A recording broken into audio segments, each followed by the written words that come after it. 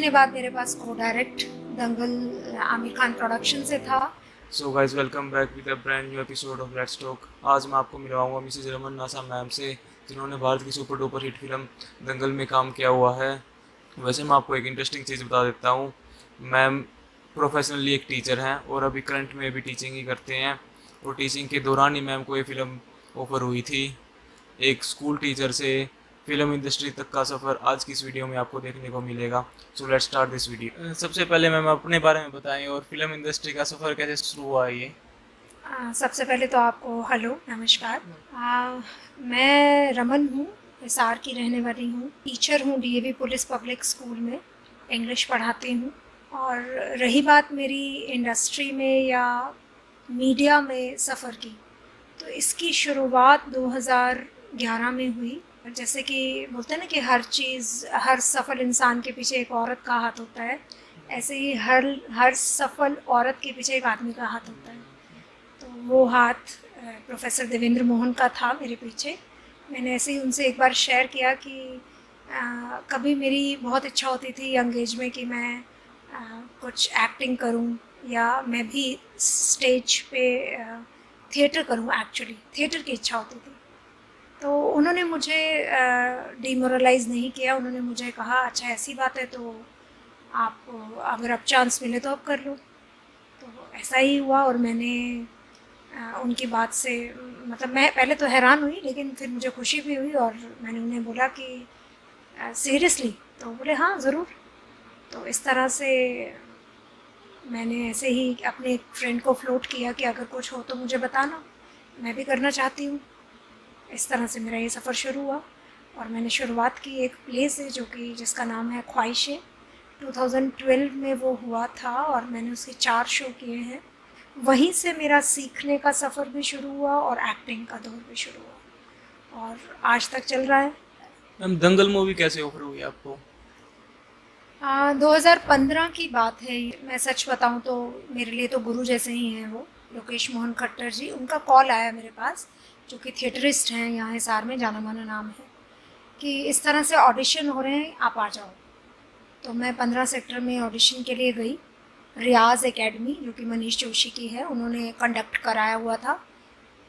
मैं वहाँ चली गई और जो भी मुझे स्क्रिप्ट दी गई मैंने उसे अच्छे से लर्न किया। और जिस तरह से मेरा स्वभाव है, अगर आप ने देखा भी हो मेरे काम को, तो हर चीज़ मैं, जो भी मेरे सामने आती है, मैं उसे 100% करने की कोशिश करती हूँ। उसी तरह से मैंने वो ऑडिशन दे दिया और मैं घर आ गई। 3 महीने बाद मेरे पास कॉल आया कि आप शॉर्टलिस्ट हो चुकी हैं, 150 में से आप टॉप 8 में हैं, आप दोबारा से आइए और ऑडिशन दीजिए, and Aamir Khan will select that after watching that. तो मैं, आई वॉज इल, मैं बुरी तरह से बीमार थी उस दिन, मेरा गला बिल्कुल बंद था। लेकिन उन्होंने बोला कि आपको आना तो पड़ेगा ही। फिर मैं गई दोबारा से और मुझे बहुत सपोर्ट किया। मेरे हिसार के जितने भी थिएटर के या एक्टिंग से जुड़े हुए लोग हैं, जो नाम हम हिसार में जिनको हम जानते हैं, उन सब ने मुझे सपोर्ट करके मेरा जो भी ऑडिशन था वो प्रिपेयर किया। वो वीडियो फिर बॉम्बे भेजा गया और इस तरह से मुझे 15 दिन बाद ईमेल आया और वो डायरेक्ट दंगल आमिर खान प्रोडक्शन से था कि you are selected for the role. और इस तरह से मेरा वो सफ़र हुआ। उन्होंने मुझसे मेरे डेट्स लिए, 2 बार मेरे डेट्स से, सितंबर 2015 और अक्टूबर 2015 की। और इस तरह से एक बार उन्होंने मुझे उसके लिए भी बुलाया, क्लोथ सिलेक्शन के लिए, जो भी मेरा रोल था उसके लिए दिल्ली मुझे जाना था, वो भी मैं गई। एंड इस तरह से मुझे वो चीज़ मिली। मतलब मेरे 100% एफर्ट से ही शायद वो कैच हुआ। मूवी के अंदर जो मैम आपका डायलॉग है, एक बार वो बोल के बताएंगे? वो इस तरह से है कि एक्चुअली तो वो टर्निंग पॉइंट है, बहुत ही इम्पॉर्टेंट सीन है वो फिल्म का, कि जिसमें आमिर खान को ये रियलाइज़ होता है कि मेरी बेटियां भी मेडल ला सकती हैं। तो मेरे बेटों को वो पीट देती हैं, तो मैं शिकायत करने आमिर खान के पास जाती हूँ और मैं उनको शिकायत करने के लिए वेट करती हूँ। वो बाहर से आते हैं, उनकी वाइफ से मैं बात कर चुकी होती हूँ। मेरे साथ हस्बैंड है, रियल हस्बैंड, और मेरी एक फ्रेंड जो कि अनुराधा, कुरुक्षेत्रा से वो लोग सिलेक्ट होके आए थे ऑडिशन के थ्रू ही, साथ इस सीन में अगल बगल है। और उसमें ये था कि जैसे ही आमिर एंटर होते हैं तो मैं उनको गुस्सा करती हूँ, वो इस तरह से था। देखो ना भाई साहब, कितनी बुरी तरह से मारा है, सुझा दिया है मार मार के। तो इस तरह से ये कन्वर्सेशन चलती है, फिर बीच बीच में डायलॉग्स आते हैं, ये तो आप थे, नहीं तो मैं फिर देख लेती अपने आप, चल छोरियाँ ते पिट गया। तो इस तरह से कन्वर्सेशन कभी उस पर कभी उस पर, तो इस तरह से ये सीन एक बहुत ही ब्यूटीफुल सीन बना। इसके अलावा भी एक इंटरवल के बाद एक छोटा सा सीन मेरा है फिल्म में कि जब वो नेबर्स की बात होती है, तो नेबर्स में मैं हूँ कि इसकी माँ ने तो मुंह में दही जमा रखा है। तो इस तरह से छोटे छोटे बहुत सारे सीन्स थे, आए यही, बाकी शायद एडिटिंग में चले गए, शूट तो होते हैं बट इट वॉज गुड। तो फर्स्ट टाइम आपने आमिर सर के साथ काम किया, किसी प्रकार की हिचकिचाहट? जब वो हमारे सामने आए, आप अगर वो सीन देखें तो वो मेरे सामने खड़े हैं, मतलब कैमरा के बिल्कुल साइड में खड़े थे वो। जैसे ही वो हमारे सामने आए, उससे पहले हमने 8-10 बार एक बार रिहर्स कर लिया था। जैसे ही वो आए ना, तो मतलब हम लोग ब्लिश करने लगे, क्योंकि ये पहली बार ही था कि हमने उन्हें देखा था इतने नज़दीक से। तो बहुत ही डाउन टू अर्थ इंसान है वो, और बहुत अच्छे से उन्होंने बिहेव किया। ओवरनाइट शूट था। साक्षी तंवर हमारे साथ थी, बहुत अच्छी, बहुत ही हम्बल है, बहुत ही डाउन टू अर्थ। उनको इवन हमारा काम बहुत अच्छा लगा। सीन एकदम से इम्प्रोवाइज़ हुआ, जब मैं हस्बैंड को, तुम भी तो बोलो ना कुछ ऐसे कुछ करती हूँ, तो डायरेक्टर के पैनल ने ऐसे बोला था कि आप कुछ इम्प्रोवाइज़ कर दो, तो मैंने ये कर दिया। करने के एकदम बाद आमिर ज़ोर से हंसे और मेरे पास आए, और उन्होंने मुझसे मेरा नाम पूछा कहाँ से आए हो, काफ़ी अच्छे से बात की। तो इट वाज गुड एक्सपीरियंस, और मैं इतनी एक्साइटेड थी उनसे मिलके। मैं उनको, हम लोग लिटरली ऐसे बोले कि आप नहीं समझ पा रहे कि हमें लगान भी दिख रही है, हमें हमें मेला भी दिख रही है, हमें आपका मतलब कयामत से कयामत तक भी दिख रही है, हमें सब पिक्चर आपकी 3 इडियट्स दिख रही है। तो फिर वो हंसने लगे और बोले कि मैं काम के टाइम बहुत सीरियस रहता हूँ, गुस्सा भी कर देता हूँ। He was very good. मतलब ऐसा नहीं लग रहा था कि वो आमिर खान है और हम यहाँ से छोटे शहरों से निकल के अपनी एक्टिंग के दम पे आगे बढ़ के आने वाले लोग हैं, जिनको कि अभी बहुत कुछ आगे चलना है। शायद वहाँ तक पहुँच भी नहीं पाए, I don't know, but it was good. Acting और टीचिंग दोनों एक साथ कैसे मैनेज कर पाते हो? देखो, मैनेज करने में तो आप जितने भी सक्सेसफुल लोग देखेंगे वो अपनी लाइफ को बहुत प्रॉपरली मैनेज करके चलते हैं, प्री प्लानिंग से चलते हैं, तब होता है। रही बात 2 स्ट्रीम्स को एक साथ चलाने की, तो उसके लिए फैमिली का बहुत बड़ा सपोर्ट है जो मेरे साथ है। मेरे बच्चे हैं जो मुझे बहुत सपोर्ट करते हैं, एनकरेज करते हैं। मेरा स्टाफ, जो मेरे कलीग्स हैं जहाँ मैं जॉब करती हूँ, मेरे हेड हैं, प्रिंसिपल हैं, उन्होंने मुझे हमेशा सपोर्ट किया है। तो मैं थोड़ी, नो डाउट एनर्जी बहुत लगती है। मैं अपने रेस्ट के टाइम को रेस्ट में वेस्ट नहीं करती। मेरे माइंड में जब भी कोई वर्क आता है मेरे सामने, तो मेरे माइंड में यही रहता है कि वी लिव वंस, तो if something is coming in my way, तो why not, I should opt. तो मैं उसी थिंकिंग से चल के आगे और उस चीज़ को करने के लिए एक नई एनर्जी के साथ बढ़ जाती हूँ। और मैंने ऐसा देखा है कि जब भी मैंने माइंड में ये सोचा, वो काम मेरा हो गया, और वो इसी तरह से चलता आ रहा है। तो टीचिंग साइड बाय साइड मेरी एक्टिंग चलता रहता है। करने की शुरुआत कहाँ से हुई? आप फील्ड में नए थे, किस प्रकार से स्टार्टिंग किया आपने? मेरा एक फ्रेंड है सौरभ, सौरभ ठकराल, उसने मुझे ये चांस दिया। उसने मुझे, जब मैंने मार्केट में ऐसे ही फ्रेंड्स को बोला, तो उसने मुझे कॉल करके बोला कि इस तरह से एक रोल है छोटा सा, आप करोगे? तो मेरा ख्वाहिशें से, मैंने आपको बताया 2012 में ये सफ़र शुरू हुआ। अनूप मीचू के साथ मैंने काम किया, 4 शोज़ भी हमने किए इसके, जोधपुर में, सिरसा में, रोहतक में भी हमने 2 बार किया, और हिसार में भी हमने किया। तो उससे मेरा शुरू हुआ ये सफ़र। उसके बाद मुझे लोकेश मोहन खट्टर जी के साथ मौका मिला कथा एक कंस की में मेन कैरेक्टर स्वाति का जो मैंने निभाया था, जो कि पूतना थी एक्चुअली।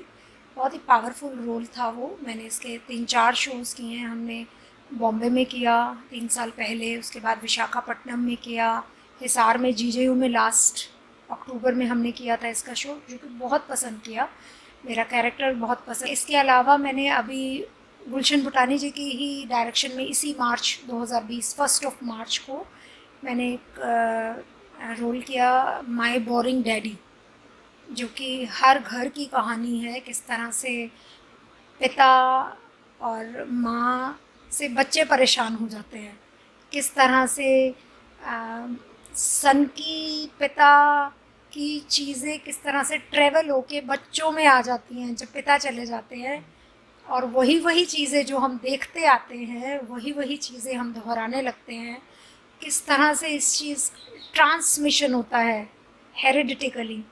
तो बहुत ही अच्छी एक फैमिली स्टोरी थी ये माय बोरिंग डैडी। इसका एक शो हमने फिर से प्लान भी किया था 27 अप्रैल को, लेकिन लॉकडाउन की वजह से वो नहीं हो पाया। तो आई होप कि लॉकडाउन के बाद हम उसको फिर से करेंगे। और इसके अलावा शॉर्ट फिल्म की अभी मेरी हाल फिलहाल 9 सितंबर 2020 को मेरी एक शॉर्ट फिल्म रिलीज़ हुई है यूट्यूब पर, जिसका कि नाम है भूल, एन अनफॉरगेटेबल मिस्टेक। ये मैंने समीर चौधरी के साथ की है, जो कि कोरोना पे ही है, कि हम लोग इसको लाइटली ना लें। इस टाइम पे जिस तरह से ये कम्युनिटी में फैल रहा है, उस पे मतलब लोगों को सजग करने के लिए, कि हम सोचते हैं हमें तो नहीं होगा कोरोना, हाँ वहाँ हो रहा है वहाँ हो रहा है, हमें थोड़ी होगा। तो ऐसा नहीं है, हर घर में इसके जाने के उतने ही चांसेस हैं जितने बाहर के देशों में हम सुनते आ रहे थे पिछले 6 महीने से। तो जिसका रिस्पांस बहुत अच्छा आया। इसके अलावा मैंने एक शॉर्ट फिल्म की थी मेकअप 4 पिलर्स के साथ, करीब 2-3 साल पहले, वो भी बहुत अच्छी थी। वो एक औरत की कहानी पे थी कि किस तरह से एक लड़की ससुराल में अलग और मायके में अलग अपना रोल निभाती है, और अपने दर्द को छुपाते हुए अपने सारे फ़र्ज़ निभाती है। वो भी बहुत अच्छा एक्सपीरियंस रहा। डॉक्यूमेंट्रीज़ में अगर मैं बात करूँ तो काफ़ी साल पहले मैंने एक डॉक्यूमेंट्री की थी SBI के लिए, जो कि लोकेश जी के अंडर ही मैं कर पाई। उन्होंने ही मुझे रिकमेंड किया था। ये बहुत अच्छा रोल था, उसमें भी काफ़ी कुछ सीखने को मिला उसमें। पेस्टिसाइड्स की एड्स जो कि शॉर्ट फिल्म्स बनती हैं, एडवर्टाइजमेंट्स बनती हैं, जो कि हमारे हरियाणा टीवी पे भी आती हैं, वो करने का भी मौका मिला। बहुत सा काम निकलता है जो हम करते हैं और चल रहा है। वेब सीरीज़ कौन कौन सी की है मैम आपने? वेब सीरीज़ मैंने अभी हाल फिलहाल में एक विश्वास चौहान जी के साथ की है।